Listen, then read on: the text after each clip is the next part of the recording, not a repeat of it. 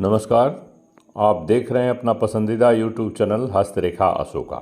आपसे बात करेंगे कि बहुत सारे लोगों की ये फिक्र रहती है कि हमारा कैसा बीतेगा ये अवस्था। अर्थात यदि वो जवानी में है तो वो सोचते हैं कि भाई हमारा जवानी कैसा बीतेगा, कैसा रहेगा धन दौलत को लेके हमारी सिचुएशन, और वो चिंता करते हैं अपनी वृद्धावस्था में के बारे में भी। ज़्यादा ये फिक्र तब बढ़ जाती है यदि व्यक्ति 50 के क्रॉस कर जाता है, 50 के ऊपर, तो उसे चिंता ज़्यादा बढ़ जाती है कि वह कैसे हमारा ये जीवन बीतेगा, बुढ़ापे का जो जीवन है कैसे बीतेगा। क्योंकि उनको अब धीरे धीरे धीरे इंद्रियां शिथिल होने लगती हैं, शरीर के अंग धीरे धीरे काम करना, मतलब कहने का तात्पर्य है कि अब धीरे धीरे उनकी जो है शक्ति क्षीण होने लगती है। वृद्धावस्था की तरफ जब वो कदम रखते हैं तो शरीर भी थोड़ी ढीली हो जाती है और उनको ये चिंता, जैसे जैसे पौरुष बल धीरे धीरे समाप्त होता है वैसे वैसे चिंताएं बढ़ती जाती हैं कि भाई बुढ़ापे में कौन हमारा सहारा देगा और हमारे पास कहीं धन की तो कमी नहीं हो जाएगी, हमें उपेक्षा तो नहीं मिलेगी लोगों से। अर्थात कुल मिलाकर हमारा जीवन कैसे बीतेगा, क्या मैं बहुत ज़्यादा दुख कष्ट भोगूंगा या मेरा जीवन ठीक ठाक से कट जाएगा। तो इस बात को लेकर के चिंताएं बनी रहती हैं और ये चिंता होना लाजमी है। तो बचपन, जवानी और बुढ़ापे को लेकर इसी बात के ऊपर अपने इस छोटे से ज्ञान को आपके साथ शेयर करना चाहते हैं, ताकि आप अपनों का किसी का या अपने किसी मित्र का हाथ देखकर बहुत कम समय में, मात्र 2 मिनट में आप यूँ जान लीजिए, 2 से 4 मिनट में ये आप जान लेंगे, पता लगा लेंगे कि कैसा हमारा जो है जीवन रहेगा। बाल्यावस्था हुआ, जवानी हुआ, बाल्यावस्था, किशोरा, जवानी, वृद्धावस्था, कैसा रहने वाला। तो आइए आपको हम सर्वप्रथम देखते हैं इस अंगूठे को। यहाँ से पता लगता है 2 चीज़ों से, ये देखेंगे पहले इस अंगूठे वाले जगह को, उसके बाद हम ये वाले पोर्शन यहाँ देखेंगे अंगुलियों को। तो पहले हम देखते हैं अंगूठे वाला पोर्शन। देखिए सर्वप्रथम ये जो है अंगूठा किसी का भी है, जो ये अंगूठा वो 3 पार्ट में बना होता है। 3 पार्ट, जैसे ये पोर है अंगुलियों का, 1 पार्ट, 2 पार्ट, 3 पार्ट। ज़्यादातर अंगूठा लोगों का 2 ही पार्ट में समाप्त होता है और किसी किसी का 3 पार्ट में है। यह अंगूठा आप देखेंगे तो ये पहला पार्ट तो ये हो गया, जो ये रेखा यहाँ पर बनी ऐसे, और इस रेखा के बीच में ऐसे जो है जौ का निशान बना होता है। जौ का निशान कैसे होना चाहिए? ऐसे होना चाहिए। जौ का निशान इस तरह का बना होना चाहिए। जौ का मतलब जो है, आप गेहूं के साथ एक इसी तरह का होता है थोड़ा सा, उसको जौ कहते हैं। सो सामुद्रिक शास्त्र विज्ञान के अनुसार ये जौ का निशान इसी तरह का होना चाहिए। और ये जो जौ का निशान होना चाहिए ये दोनों तरफ से बंद होना चाहिए, खुला नहीं होना चाहिए, तभी इसका अच्छा फल मिलता है।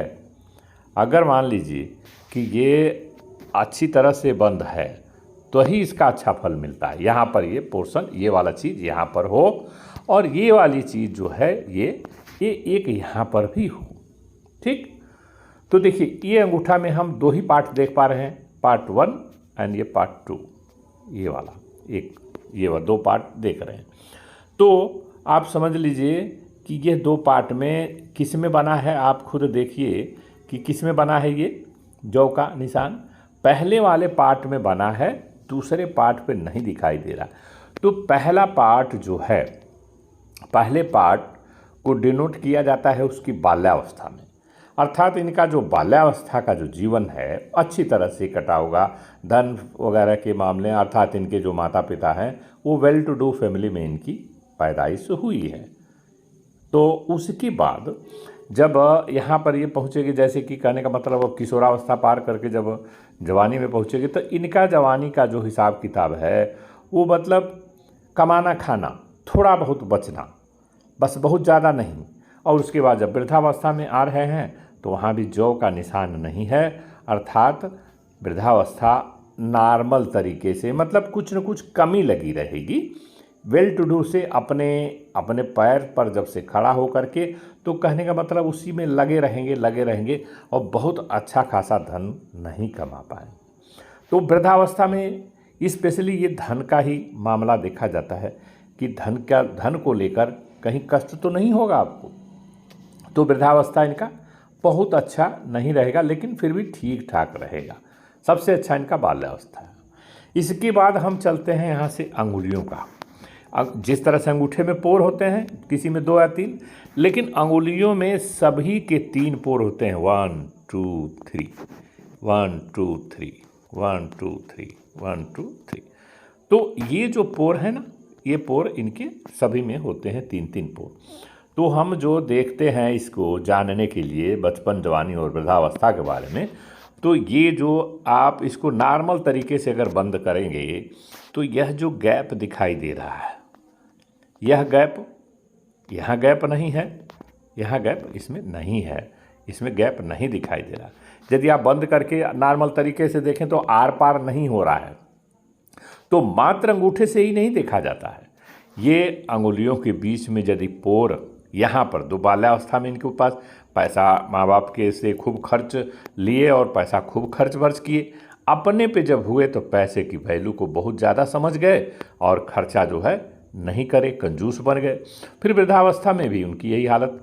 लेकिन इनके पैसे की दशा जवानी और वृद्धावस्था में ठीक ठाक रहेगी। तो दोनों को देख करके फिर हम एनालिसिस करते हैं, अंगूठे और अंगुलियों को देख करके तब जाके एनालिसिस करते हैं कि जीवन कैसा रहने वाला है as far as money is concern.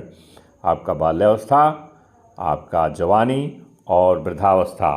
तो ये जो है बाल्यावस्था में ज़्यादा खर्चीला पैसे की बचत नहीं होगी, यहाँ जवानी में अच्छा खासा पैसा कमाए, यहाँ पर ये पैसे की वैल्यू नहीं समझेंगे। यहाँ पर माँ बाप का पैसा, यहाँ पर पैसे की वैल्यू नहीं। जब अपने पर कमाने लगे तो यहाँ, तो ये बचपन, जवानी और वृद्धावस्था को डिनोट करता है। तो वृद्धावस्था में भी अच्छा खासा इनके पास धन का आगमन, अर्थात कुल मिला के धन की कोई कमी नहीं होगी। और ये दोनों हाथों को देख के पता लगाया जाता है, बायां और दाहिना दोनों। ये नहीं कि सिर्फ दाहिने में देख के कोई डिसीजन पर आप पहुंच जाना। बायां और दाहिना दोनों हाथ को देखिए, अंगुलियों के फर्स्ट पोर में छिद्र है, गैप है बीचों बीच में, आर पार दिखाई दे, तो उसके हिसाब से पता लगाइए कि बचपन, जवानी, वृद्धावस्था कैसा रहेगा। और अंगूठे के पोरों को देखकर उस पर जौ का निशान का बना होना इस बात का संकेत है कि आपकी बाल्यावस्था में, जवानी में, वृद्धावस्था में किस तरह से धन आएगा और आप कितना सुखी रहेंगे।